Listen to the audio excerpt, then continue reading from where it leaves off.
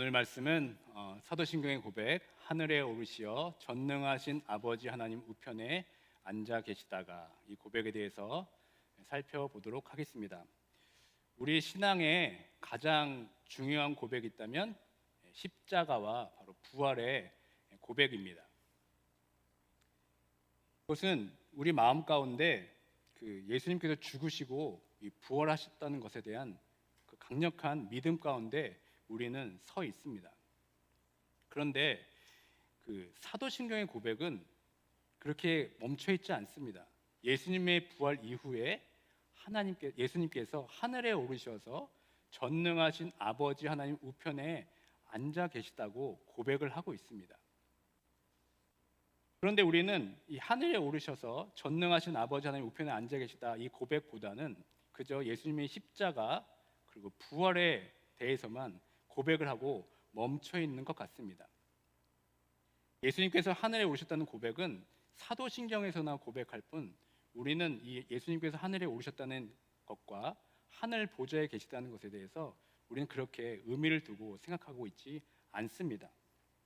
십자가의 고난 그리고 부활, 이것은 우리 마음 가운데서 깊은 곳에서 믿음으로 강하게 붙잡고 있지만, 예수님의 이 승천은 마치 우리가 붙잡고 있던 이 풍선을 놓치고 하늘을 바라보듯이 예수님의 승천을 그렇게 우리는 먼 발치에서 바라만 보고 있지 않는지 이 시간 한번 돌아보길 원합니다. 과연 예수님께서 하늘에 오르시고 전능하신 아버지 하나님 우편에 앉아 계시다는 의미가 어떤 의미입니까? 우리는 예수님께서 하늘에 오르셨다는 그 진정한 의미를 살펴보지 않은 채 기계적으로 우리는 사도신경의 고백을 외우고 있지는 않습니까? 다시 한번 오늘 이 사도신경의 고백을 통하여서 그 의미들을 하나하나 살펴보길 원합니다. 예수님께서 부활 이후에 승천하셨다는 장면을 이 사도행전 1장 9절에서 11절에 이렇게 고백하고 있습니다.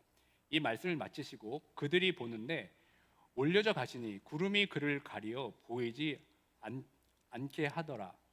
물 올라가실 때 제자들이 자세히 하늘을 쳐다보고 있는데 흰옷 입은 두 사람이 그들 곁에 서서 이르되 갈릴리 사람들아 어찌하여 서서 하늘을 쳐다보느냐, 너희 가운데서 하늘로 올라가신 예수는 하늘로 가심을 본 그대로 오시리라 하였느니라. 이렇게 고백하고 있습니다. 먼저 우리가 이 고백을 살펴볼 때 이 하늘의 의미가 무엇인지 살펴볼 필요가 있습니다.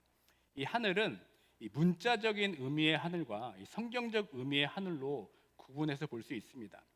이 문자적인 하늘은 우리가 스카이라고 부르고 있는데요, 이것은 우리가 눈으로 볼 수 있는 영역의 하늘입니다. 예를 들면 하늘에 구름이 떠 있고 또 별과 달을 볼 수 있는, 이 가시적으로 볼 수 있는 하늘이 바로 이 스카이, 이 물리적인 문자적인 하늘이라면, 이 성경에서 말하는 하늘은 이 헤븐이라고 우리가 부르고 있습니다. 이 헤븐은 뭐냐면 땅과 별들의 하늘이 아닌 그 위에 있는 영역으로서 이 천사들의 세계와 하나님의 보좌, 곧 하나님의 영광을 위한 영역을 의미합니다. 곧 하나님의 영광을 위한 그 영역을 보이지 않는 이 초월적인 하늘이라고 우리가 부르고 있습니다. 이런 의미의 하늘을 성경에서는 하늘들의 하늘, 또 하늘나라 이렇게 표현하고 있습니다. 그러니까 성경이 말하는 하늘은 하나님의 활동 영역 혹은 하나님의 거주지라고 볼 수 있습니다. 그러므로 성경에서 말하는 하늘은 우리가 눈으로 볼 수 있는 하늘이 아닙니다. 눈으로 볼 수 없는 무한한 곳이고, 하나님께서 계시는 곳, 하나님께서 활동하시는 곳이 바로 성경이 말하는 하늘입니다. 그러니까 하나님이 계신 다시 말해 하늘에 하나님이 계신 것이 아니라 하나님이 계신 곳에 하늘이 있는 것입니다. 그러면 하늘이 하나님의 계신 것을 결정하는 것이 아니라 하나님이 하늘에 있는 것을 결정하는 뜻이기도 합니다. 그러니까 예수님께서 이 땅에 오신 것은 이 보이지 않는 이 하늘에서 이 보이는 이 땅으로 오신 것입니다. 그래서 승천하셔서 하늘로 올라가셨다는 뜻은 원래 계셨던 이 보이지 않았던 그 하늘로 올라가셨다는 것을 의미합니다. 그러므로 예수님의 삶은 이 보이지 않는 하늘과 이 보이는 하늘 동시에 거하신 분이 바로 예수님의 세기입니다. 그래서 성경은 하늘에서 하늘로 올라가실 때 모습을 어떻게 묘사하고 있습니까? 사도행전 1장 9절의 말씀입니다. 이 말씀을 마치시고 그들이 보는데 올려져 가시니 구름이 그를 가리어 보이지 않게 하더라. 여기서 우리가 볼 단어가 이 구름이라는 단어입니다. 이 구름은 우리가 볼 수 있는 자연계의 구름이 아닙니다. 이 구름은 하나님의 거룩한 임재와 영광을 상징하는 것입니다. 이 구름을 통하여 예수님은 하나님의 임재와 영광성으로 승천하신 것입니다. 그렇다면 예수님께서는 왜 부활하신 이후에 이 땅에 머무르지 않으시고 왜 하늘로 굳이 올라가셨어야만 됐을까요? 그 첫 번째 이유는 이것입니다. 예수님께서 이 땅에서 해야 할 사역을 모두 마치셨기 때문입니다. 예수님께서는 우리를 위한 모든 속죄의 사역을 마쳤기 때문에 이 땅에 계실 필요가 없으셨습니다. 그래서 예수님께서 원래 계셨던 곳이었던 그 하늘로 올라가신 것입니다. 두 번째로는 우리도 장차 하늘로 올라갈 것을 보여주시고 우리를 위한 처소를 예비해 주시기 위해서 하늘로 올라가신 것입니다. 이에 대한 말씀이 바로 요한복음 14장 2절부터 3절의 말씀입니다. 내 아버지 집에 거할 것이 많도다. 그렇지 않으면 너희에게 일렀으리라. 내가 너희를 위하여 거처를 예비하러 가노니 가서 너희를 위하여 거처를 예비하면 내가 다시 와서 너희를 내게로 영접하여 나 있는 곳에 너희도 있게 하리라. 그러니까 예수님께서 우리가 하늘에 올라가서 우리가 소유하게 될 천국에 대한 확신을 보여주시기 위해서 하늘로 올라가신 것입니다. 그리고 이 세 번째는 무엇입니까? 보혜사 성령을 우리에게 보내주시기 위해서 예수님께서는 하늘로 올라가셨습니다. 요한복음 16장 7절의 말씀입니다. 그러나 내가 너에게 실상을 말하노니 내가 떠나가는 것이 너희에게 유익이라.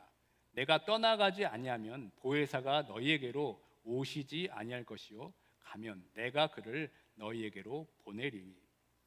그러니까 예수님께서 하늘로 올라가신 이유는 우리에게 성령을 보내주셔서 오히려 이 땅에서 우리와 함께 계신 것보다 더 풍성하게 우리와 함께 하시기 위해서 하늘로 올라가신 것입니다. 예수님께서 하늘로 올라가신 것은 우리를 이 땅에 홀로 남겨두려 하신 것이 아니라 오히려 우리에게 더 좋은 것, 또 성령으로 우리와 함께 해주시기 위해서 하늘로 올라가신 것입니다. 그리고 마지막으로 예수님께서 하늘로 올라가신 이유는 예수님께서 다시 이 세상에 오신다는 것을 알려주기 위해서 올라가셨습니다. 사도행전 1장 11절의 말씀입니다. 이르되 갈릴리 사람들아 어찌하여 서서 하늘을 쳐다보느냐 너희 가운데서 하늘로 올려지신 이 예수는 하늘로 가심을 본 그대로 오시리라 하였느니라. 예수님의 승천을 통해서 우리는 예수님께서 하늘로 올라가신 것을 본 대로 다시 내려오신다는 그 재림의 신앙을 다시 갖게 합니다. 우리가 가장 놓치고 있는 것 중에 하나가 바로 이 종말의 신앙, 재림의 신앙입니다. 우리는 이 신앙을 마음에 담아두려 하고 있지 않습니다. 왜냐하면 그때가 심판의 날이고 이 세상의 마지막 날이기 때문입니다. 그래서 그 엄중한 무게감 때문에 우리는 생각을, 마음을 잘 담아두려 하지 않습니다. 그러나 믿지 않는 자들에게는 두 번 다시 찾아오지 못하는 심판의 날이지만 우리 믿는 성도들에게는 어떤 날입니까? 바로 하나님 나라가 완성이 되고 우리가 그토록 바라고 그리던 예수님의 얼굴을 우리가 직접 볼 수 있는 바로 그 영광의 날이 그 마지막 날입니다. 이것을 꿈꾸고 기대하는 것이 바로 우리 성도들의 삶입니다. 이처럼 예수님의 승천은 우리의 그 신앙의 시야를 넓게 해줍니다. 십자가와 이 부활 사이에서만 반복하고 있는 우리의 시선을 다시 하늘로 올려보내게 하는 신앙의 고백이 바로 예수님께서 승천하셨다는 고백입니다. 하늘을 바라보며 앞으로 우리가 걸어가야 할 신앙의 여정을 알려주는 것이 바로 하늘에 오르셨다는 신앙의 고백입니다. 그래서 예수님께서 죽으시고 부활하셨다는 그 사실에 그치지 않고 이 승천하신 것을 통하여서 이 부활하신 예수님께서 다시 하늘에 오르셔서 다시 하나님의 왕권으로 복귀하는 이 세레모니가 바로 이 승천의 모습입니다. 죽음에서 승리하신 예수님을 가장 감동적으로 극대화해서 우리에게 보여주는 이 승리의 팡파레가 울리는 것이 바로 예수님의 승천의 모습입니다. 이제는 우리에게 익숙한 십자가와 부활만 묵상하지 마시고 우리는 이 하나님께서 예수님께서 하늘에 오르셨다는 예수님의 승천을 우리는 묵상하고 바라보길 바랍니다. 승천하신 예수님을 바라볼 때 우리의 신앙의 깊이와 폭이 넓어지게 되어 있습니다. 또한 우리가 자주 망각하고 있는 예수님께서 다시 오신다는 그 재림의 신앙, 종말의 신앙을 다시 한번 우리가 바라보게 될 것입니다. 올라가신 대로 다시 이 땅에 내려오셔서 이 땅을 영원하게 통치하게 될 그 예수님을 꿈꾸게 될 것입니다. 다시 한번 예수님의 승천을 통하여서 우리 신앙의 안목이 넓어지고 재림의 소망을 기대하며 살아가는 우리 모두가 되길 주님의 이름으로 축원드립니다. 두 번째로 우리가 살펴볼 것은 바로 전능하신 아버지 하나님 우편에 앉아 계시다의 고백입니다. 이 고백은 이 하늘에 오르신 예수님께서 하나님 아버지 오른쪽에 앉으셨고 현재도 앉아 계심을 우리가 고백하는 내용입니다.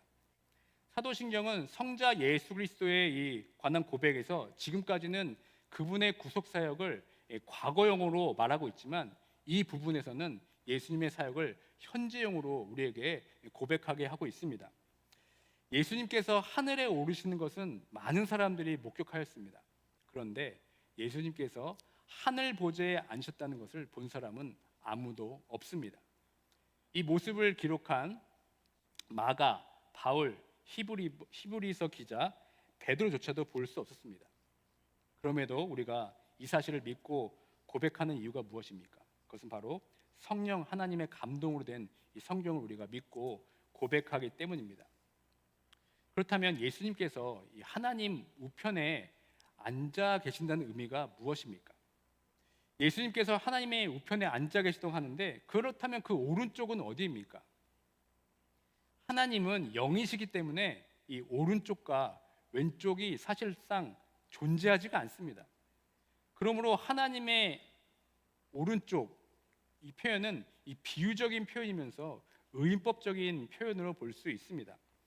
이런 표현을 우리가 뭐라고 그러냐면은 신인 동형론적 표현 이렇게 어렵게 이야기하고 있는데요. 이것은 하나님을 인간에게 비유해서 우리 인간이 이해하기 쉽도록 표현한 방법을 이야기합니다. 그러니까 오른쪽은 일반적으로 우리 누군가를 우대할 때 사용합니다. 즉 성부의 오른쪽이란 하나님과 함께 통치하는 권능의 자리, 영광의 자리를 의미합니다. 이 내용의 근거가 되는 내용이 바로 구약 성경에 있는데 바로 다니엘서 7장 9절과 10절의 말씀입니다. 내가 보니 왕자가 놓이고 옛적부터 항상 계시니가 좌정하셨는데 그의 옷은 희기가 눈 같고 그의 머리털은 깨끗한 양의 털 같고 그의 보좌는 불꽃이요 그의 바퀴는 타오르는 불이며 불이 강처럼 흘러 그의 앞에서 나오며 그를 섬기는 자는 천천히요 그 앞에 모셔 선 자는 만만이며 심판을 베푸는 책들이 펴 놓였더라. 여기서 보면 옛적부터 항상 계시니라고 나오는데 이게 누굽니까? 바로 하나님을 이야기하고 있습니다.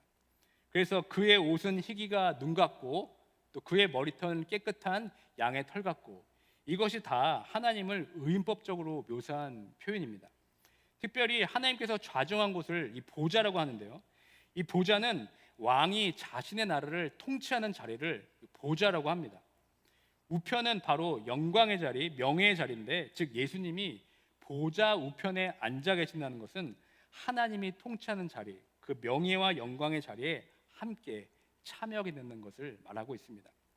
따라서 하나님이 보좌에 앉아 계신다는 것은 하나님께서 왕으로서 온 세상을 다스리신다는 것을 말합니다.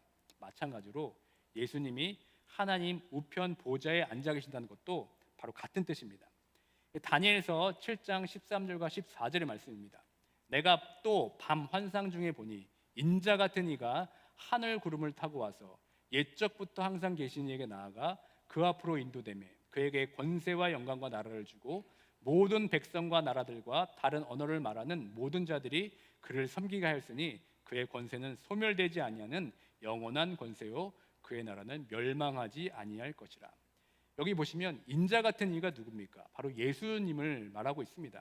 그래서 옛적부터 항상 계시니 바로 하나님께 예수님께서 나아가는 장면을 묘사하고 있습니다. 그래서 하나님께서 어떻게 합니까?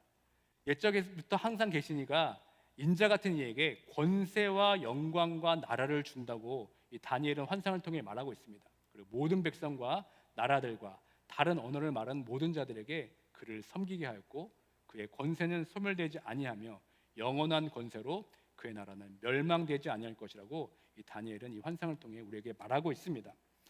그러니까 예수님께서 하늘과 땅의 모든 권세를 하나님 아버지께 위임받아서 교회와 우주에 대한 통치권을 행사하게 된다는 것을 말하고 있습니다. 그러니까 하나님이 우편에 앉아 계신다는 의미는 바로 예수님이 하나님의 통치를 위임받고 이 세상을 통치하시고 대행한다는 뜻입니다. 그렇다면 예수님께서 하나님 우편에 앉아 계신다는 것이 우리에게 무엇을 말해주고 있습니까? 무엇을 우리에게 보여주고 있습니까? 첫째는 바로 완전한 제사장이신 이 그리스도를 보여주고 있습니다. 이 구약의 제사장들과 예수님 대제사장과 차이점이 있다면 구약의 제사장들은 제사를 드릴 때 항상 서서 제사를 드렸습니다. 그래서 구약의 성막이나 성소를 보면 의자라는 것이 존재하고 있지 않습니다. 앉지 않음으로써 아직 제사가 완성되지 않음을 보여주고 있습니다. 그러나 우리의 완전한 이 대제사장인 예수님께서는 지금 완전한 하나님의 영원한 제사를 드리셨기 때문에 하나님의 우편에 앉아 계신 것입니다. 예수님께서 하늘로 올라가신 뒤에 이 앉으셨다는 것은 우리를 위한 제사가 완전히 단번에 이루어졌다는 것을 말하고 있습니다. 둘째로 하나님이 우편에 앉아 계시는 의미는 우리를 위해 간구하시는 예수님을 보여주고 있습니다. 로마서 8장 34절입니다. 누가 정죄하리요? 죽으실 뿐 아니라 다시 살아나신 이는 그리스도 예수시니 그는 하나님 우편에 계신 자요 우리를 위하여 간구하시는 자신이라. 예수님께서는 지금도 하나님 우편에 계셔서 우리를 위해서 간구하고 계십니다. 먼저는 예수님께서 자신이 살아왔던 그 삶의 그 순종과 희생의 삶을 우리도 살 수 있도록 예수님께서 우리를 위해 간구하고 계십니다. 두 번째는 우리의 어떤 기도를 들으시고 응답하여 주셔서 우리가 비록 실패하고 넘어질지라도 기도한 자들에게 마음의 평안을 주시며 은혜의 보좌 앞으로 담대히 나아갈 수 있는 힘을 주십니다.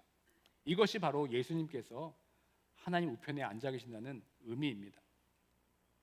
그러니까 우리가 예수님을 믿는다는 것은 예수님과 연합된 삶을 사는 것입니다. 우리의 모든 구원은 우리가 예수님과 연합되기 때문에 일어나는 것입니다. 그러니까 예수님의 죽음만을 끝나는 것이 아니라 바로 나의 죽음입니다. 예수님의 부활로 끝나는 것이 아니라 바로 나의 부활입니다. 마찬가지로 예수님의 승천도 바로 나의 승천이며 예수님의 보좌도 바로 나의 보좌입니다. 이것이 바로 예수님과 연합된 우리의 믿음의 신앙의 고백입니다. 그래서 성경은 이를 이렇게 증언하고 있습니다. 에베소서 2장 5절과 6절의 말씀 다 같이 한번 봉독하도록 하겠습니다. 시작. 허물로 죽은 우리를 그리스도와 함께 살리셨고 너희는 은혜로 구원을 받은 것이라. 또 함께 일으키사 그리스도 예수 안에서 함께 하늘에 앉히시니. 아멘. 예수님과 연합된 우리는 이미 예수 그리스도와 함께 보좌에 앉아 있습니다. 여러분 혹시 상상해 보셨습니까? 내가 예수님의 보좌에 함께 앉아 있다는 것을 여러분 상상해 보신 적이 있으십니까? 예수님이 하늘 보좌에 누리고 있는 것을 우리도 예수님과 연합함을 통하여 우리도 누리게 된다는 것을 말씀하고 있습니다. 다시 한번 저를 따라 고백하길 원합니다. 예수 죽음 내 죽음, 예수 부활 내 부활, 예수 승천 내 승천, 예수 보좌 내 보좌.